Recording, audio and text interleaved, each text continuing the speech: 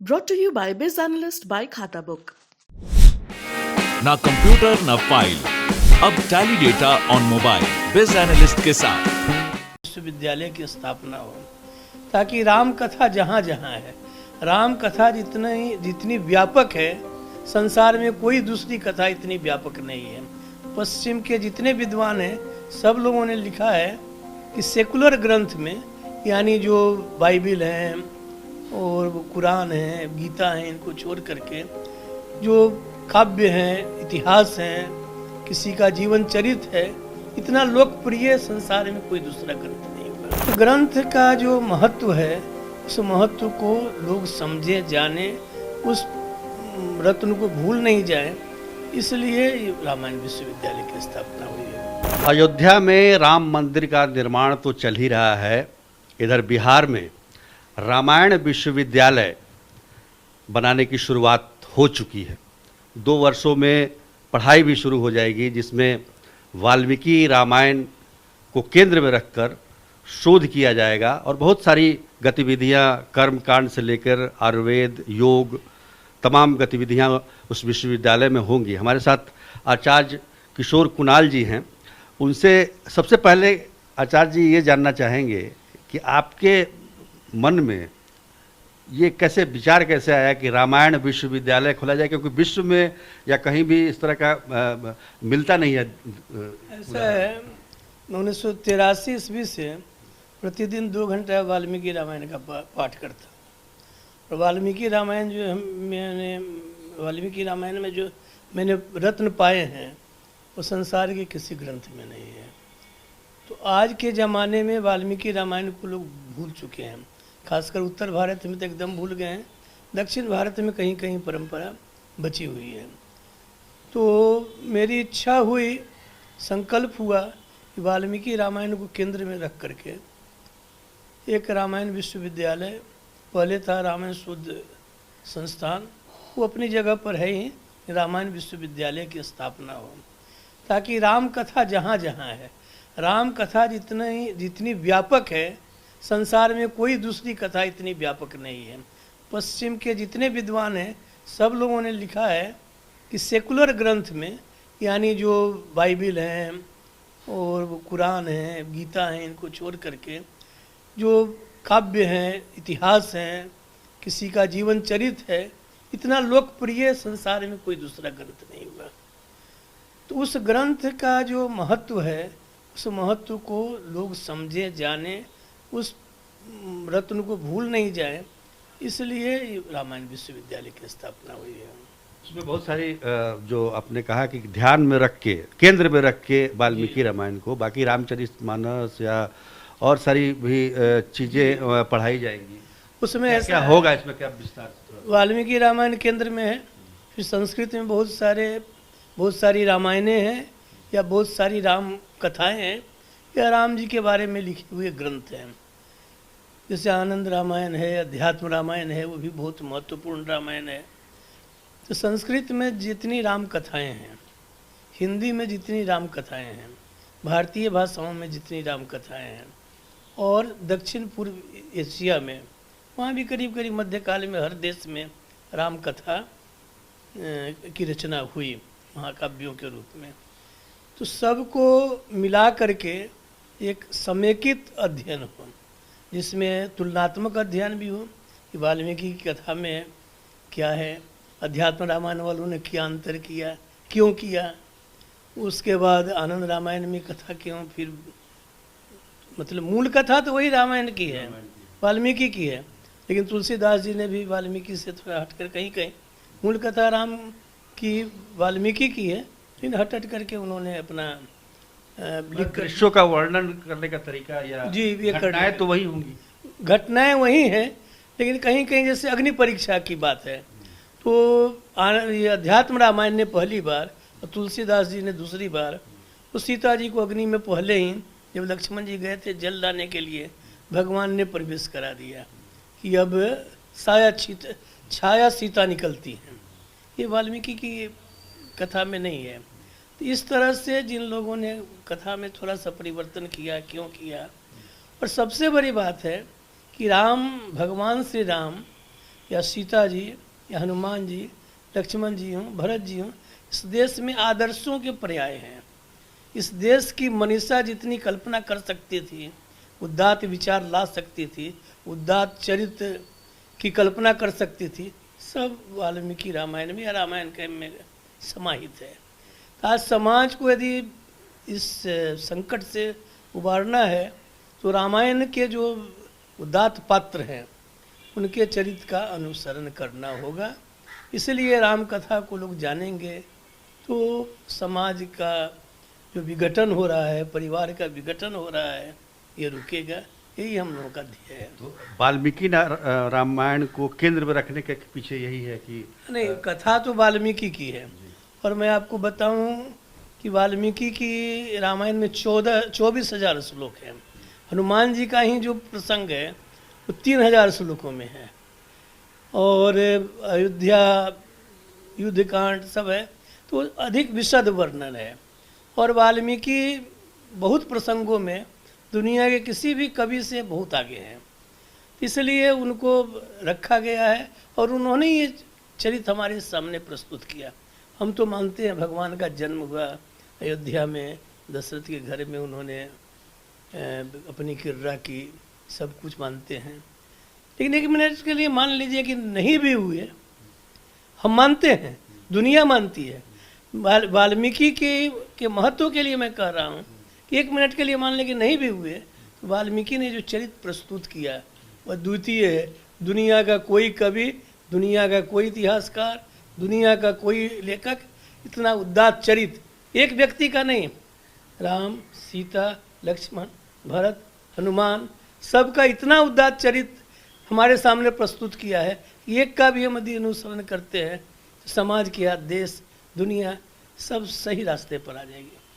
तो ये तो शोध तो होगा ही, और उसमें क्या मतलब क्या क्या और गतिविधियां होंगी विश्वविद्यालय में, उसके बारे में कुछ बताएं। कि विश्वविद्यालय में सबसे अधिक रामायण के बाद व्याकरण पर जोर है, इसलिए कि हम लोगों की मान्यता है कि जब तक व्याकरण का ज्ञान नहीं होगा तो संस्कृत का सही ज्ञान नहीं होगा। और व्याकरण में भी 2 पद्धतियाँ रही हैं। सिद्धांत कौमुदी की पद्धति है जो भी सभी विद्यालयों में चलती है, यह पद्धति रटंत विद्या है। तो और दूसरी पद्धति है जो प्राचीन काल में चलती थी, अष्टाध्यायी, महाभाष्य, काशिका, और काशिका पर भी जो ग्रंथ लिखे गए वो रटंत नहीं, विज्ञान की भाषा संस्कृत जो थी वो विज्ञान की भाषा के रूप में हम लोग अष्टाध्यायी, महाभाष्य, काशिका द्वारा शिक्षा देंगे। और कंप्यूटर से संस्कृत की भाषा, खासकर पाणिनि की अष्टाध्यायी बहुत मिलती है, इसलिए हम उसको उस पर बैठा करके सिखाएंगे। ये दूसरी बात हुई। तीसरी बात हुई कि हमारे मुख्य धर्म ग्रंथ है, सभी धर्म ग्रंथ हम नहीं, सब हम पढ़ाने लगेंगे तब तो एक उसका है, सब साथ, एक साध है, सब सद है, सब साध है, सब जाए। तो सब पर हम नहीं दे रहे हैं, कुछ है जैसे गीता है, भागवत है, इस तरह के जो हमारे महत्वपूर्ण ग्रंथ हैं उनका भी हम लोग अधिक से अधिक चाहेंगे कि उनको शिक्षा दे सके। ये हमारा तीसरा है। चौथा है कि जो लोग आएंगे उनमें से बहुत लोग ऐसे होंगे जो निष्ठा भाव से आएंगे, उनको कहीं ना कहीं विद्वता के कारण, शोध के कारण, कहीं उपार्जन के लिए नहीं कहूँगा, उनको बड़े बड़े पोस्ट यूनिवर्सिटी में मिल जाएंगे। इसके अलावा कुछ लोग ऐसे होंगे जो स्वावलंबी होना चाहेंगे। स्वावलंबी बनने के लिए भी 5 विषय हम लोगों ने रखे हैं। जैसे ज्योतिष में जो निष्णात होते हैं वो काफ़ी स्वावलंबी हो जाते हैं, आयुर्वेद में जो निष्णात होते हैं, निपुण होते हैं, वो हो जाते हैं। योग है, प्रवचन है, प्रवचन में भी आज जितने प्रवचन होते हैं 100 में 90 कहूँ तो झूठ तो थोड़ी संसदीय भाषा हो जाएगी, लेकिन ये सब अपनी कल्पना इनकी रहती है। मूल ग्रंथ भागवत की कथा सुनिए, देखिए भागवत के कितने श्लोक ये लोग पढ़ते हैं। आप यदि 2 घंटे बैठे हुए हैं तो 2 श्लोक भी नहीं मिलेंगे। कथा आप सुनिए रामायण की तो रामचरितमानस से जरूर सुनाएंगे, कि वाल्मीकि रामायण का एक श्लोक भी किसी को नहीं, मतलब अधिकांश लोगों को नहीं स्मरण है। तो हम लोग चाहेंगे कि प्रवचन में प्रामाणिकता के साथ प्रवचन हो। ये नहीं कि अपनी गप लगा रहे हैं, 100 में 90 असत्य वाणी बोल रहे हैं। तो ये सब 5 विषय हम लोगों के हैं जो कि जिनसे कि स्वावलंबी अपना हो जाएगा, उसको कोई रोजगार खोजने की या कहीं जाने की ज़रूरत नहीं होगी।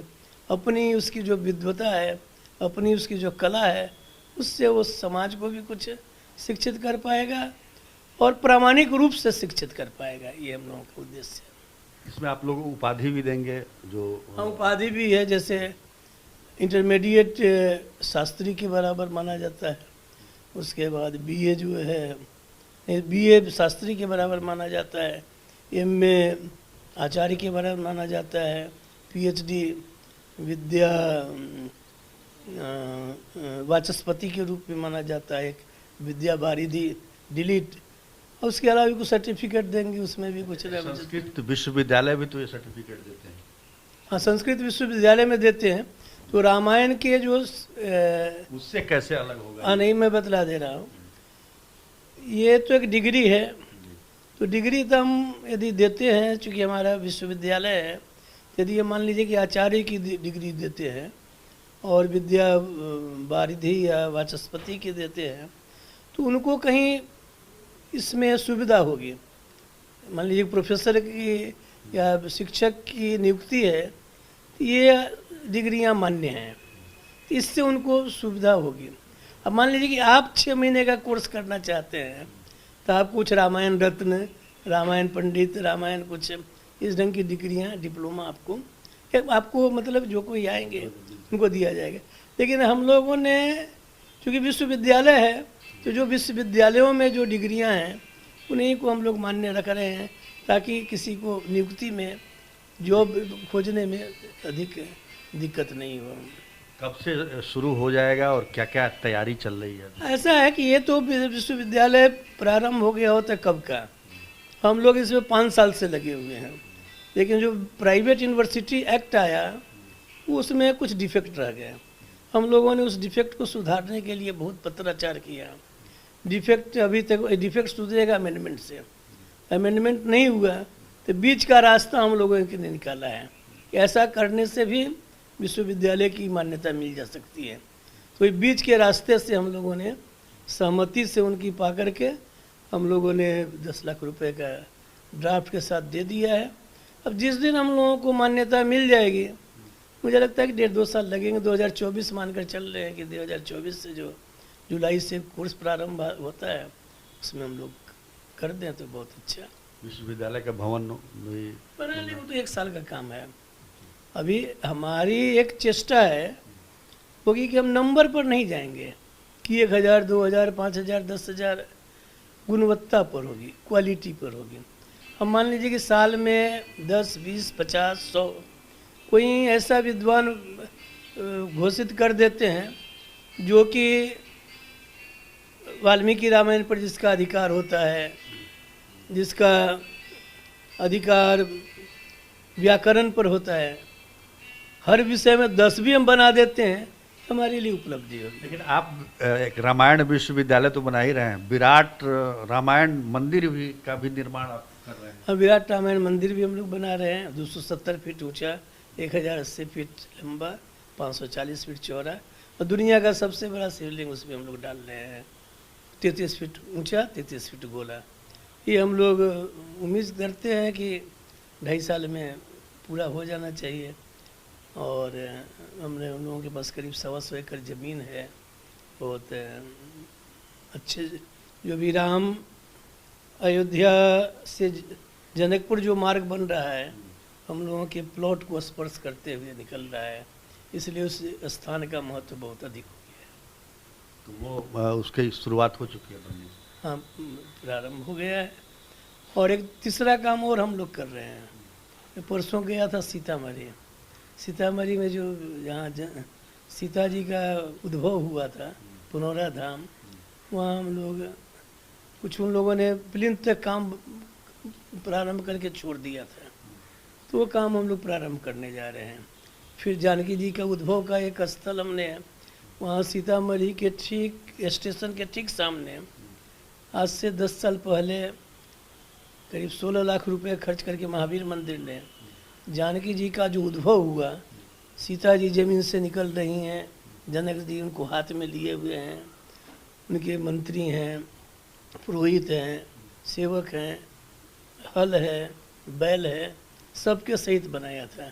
तो यहाँ भी जहाँ असली स्थान उनका जन्म स्थान है, वहाँ भी हम लोग बनाएंगे, और हम लोग ऐसा बनाएंगे कि लोग देख करके अभिभूत हो जाएंगे। लेकिन अयोध्या में जो राम मंदिर बन रहा है वो तो काफ़ी भव्य और विशाल, तो उसी तरीके का कुछ सीता जी का भी उसका अब समझिए कि बिहार की ओर से विराट रामायण मंदिर है, जो अयोध्या राम मंदिर के पहले के का संकल्प है। लेकिन वो लग रहा था कि भगवान चाहते थे कि पहले अयोध्या का राम मंदिर बने, तब विराट रामायण मंदिर बने, इसलिए कंबोडिया से लेकर के बहुत तरह के विघ्न आ गए। अब सब ठीक है, पहले राम मंदिर बन जाए, उसके बाद हम लोग विराट रामायण मंदिर, जो लोग अयोध्या से जनकपुर जाएंगे सीतामढ़ी होते हुए, वो यहाँ पर दर्शन करेंगे। चंपारण होते हुए मतलब जी। मधुबन में पूर्वी चंपारण में इसका नाम हम लोगों ने जानकी नगर रखा है। तो जानकी नगर ये केसरिया चकिया के बीच में है, लेकिन ये राम जानकी मार्ग पर ही अवस्थित है। तो जो लोग जाएंगे यहाँ दर्शन करेंगे, फिर सीता माता का दर्शन करेंगे, फिर जनकपुर जाएंगे। तो ये सब हम लोग अयोध्या में जो राम मंदिर बन रहा है उसी के कंटिन्यूएशन में कहिए, उसी की सेवा में, निरंतरता में हम लोग सब बना रहे हैं। एक केसरिया वाला भी, सीतामढ़ी वाला, जनकपुर में अच्छा मंदिर बना हुआ है। तो मैं गया जी अच्छा मंदिर बना हुआ है। तो ये जानकी जी का भी अच्छा मंदिर बन जाएगा, तो मुझे लगता है कि अयोध्या से लेकर के जनकपुर तक ये जो राम सर्किट तो बहुत बनेंगे, लेकिन यह सर्किट जो है जहाँ दशरथ जी की बारात गई, बारात लौटी, या जहाँ राम जी का जन्म हुआ, सीता जी का जन्म हुआ, या जहाँ सीता जी का जन्म तो हुआ सीतामढ़ी में, लेकिन वो बड़ी लेकिन राजधानी तो जनकपुर थी। तो सब एक रास्ते में आ जाएगा, सब बहुत भव्य दिखेंगे। उसके बाद दूसरा सर्किट बन सकता है बिहार में। विश्वामित्र जी राम जी और लक्ष्मण जी को लेकर चले थे, सिद्धाश्रम आए थे बक्सर, उनको राक्षस लोग यज्ञ नहीं करने देते थे। तो राम जी की शिक्षा दीक्षा, खास करके शस्त्रों में जो शिक्षा दीक्षा हुई है विश्वामित्र ने दी।